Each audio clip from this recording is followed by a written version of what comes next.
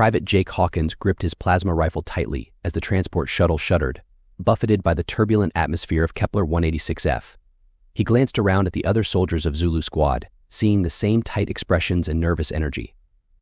This was their first combat deployment as part of the expeditionary force sent to secure a foothold on this newly discovered world light years from Earth. As the hatch popped open with a hiss, the squad was greeted by a scene of utter desolation. Howling winds whipped across barren plains of volcanic rock under the cold blue light of the system's distant star. In the distance, the ruins of an ancient Xeno civilization jutted up like broken teeth. "Move out," Zulu barked Sergeant Vasquez, eyes sharp, check corners. "The eggheads say the hostiles are dug in deep." Jake stepped out onto the rubble, the crunch of his boots nearly drowned out by the alien gale. Kepler's thin atmosphere carried sound poorly. The very air seemed to press in, thick with unfamiliar scents: ozone, sulfur, chemicals with no earthly analog. Private Okoro swept his weapon in a wide arc, visor glinting. "No signs of movement, Sarge." "Don't let your guard down for a second," Vasquez growled. "Intel says these critters are mean, fast, and blend in like ghosts. Hawkins, Jansen, take point. Okoro, Lopez, cover our 6. Jake nodded, falling in beside Jansen as they moved into the maze of tumbled megastructures. Privately, he thought it was nuts to send in a green squad like them instead of the BattleBots, but the brass were worried about the bots getting hacked or disabled by the alien's strange tech. As a stiff breeze sent ancient dust skittering across their path, Jake's skin crawled. The squad's hulking-powered armor should have made him feel invincible, but instead he felt clumsy and exposed. Back home he was used to the clean lines of steel and concrete, the busy hum of civilization. This eerie dead city set his nerves on a razor's edge. Suddenly, a piercing shriek echoed from the ruins to their left. The soldiers whirled as one, rifles snapping up to firing position. "Contact front," Vasquez roared. "Light him up." Strobing pulses of plasma fire lit the gloom as the humans opened up on the alien figures swarming out of a crumbling archway. They moved with inhuman speed and agility, loping on all fours before springing 30 feet through the air, vicious barbs glinting along their spindly forelimbs. One slammed into Lopez with a crunch of chitin on metal, bearing the screaming private to the ground. Jake put a quick burst into the creature's head, grimacing as ichor sprayed. There was no time to check on his squadmate. The aliens kept coming, a chattering swarm. "Fall back by pairs," Vasquez ordered as he vaporized 2 Xenos with precise shots. "Leapfrog." Jake and Jansen laid down suppressing fire, giving Okoro a chance to haul Lopez back to his feet. Then they were moving back the way they came, covering each other. Kepler's uneven terrain turned the shifting battle into a deadly obstacle course. A barbed limb whistled past Jake's helmet as he dodged right, shattering ancient stone. He responded with a point-blank shot that splashed the alien across the wall, the ozone stench of ions mixing with the reek of charred flesh. "They're trying to pin us in," Sarge Jansen called, panting.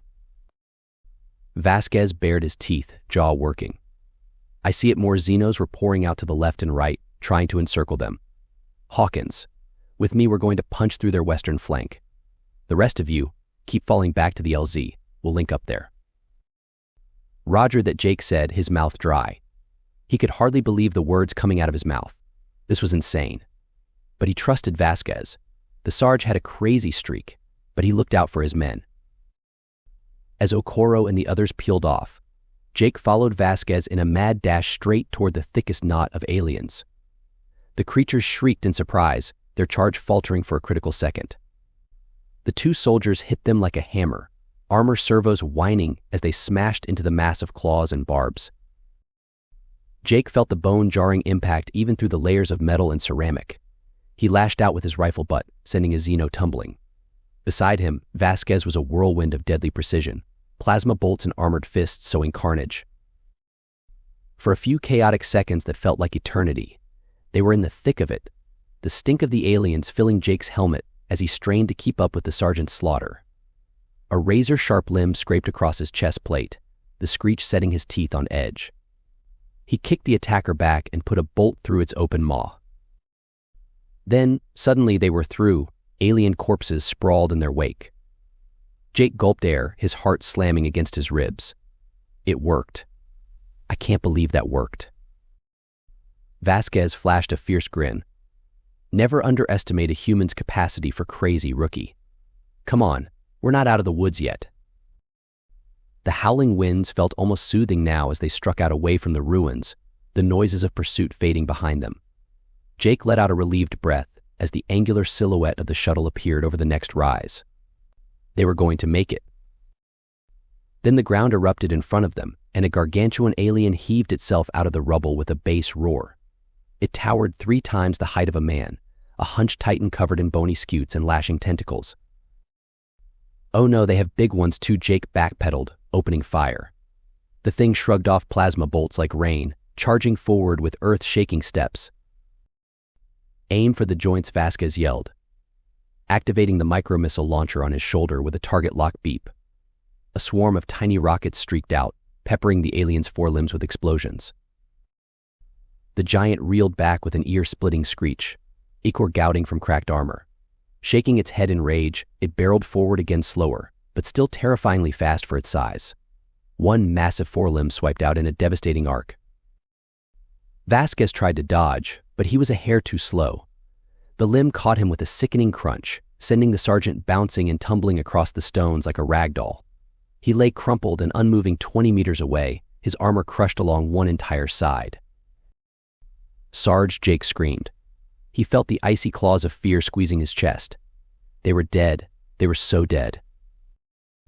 But then, like a flame kindled deep in his core, a desperate resolve hardened into icy clarity. He was a human soldier, damn it. He'd already beaten impossible odds a dozen times over just by making it off Earth and across the stars. He wasn't going to die here, to this stupid, ugly space lobster. Snarling with effort, Jake shunted power from every non-essential system to his armor's myomer musculature. He felt the suit stiffen around him as it overclocked, the servos whining in protest. He raised his rifle and poured plasma into the Titan's blast-scored shoulder joint, staggering it. In the split second it was off balance, he launched himself into the air with a mighty leap, igniting his jetpack with a roar.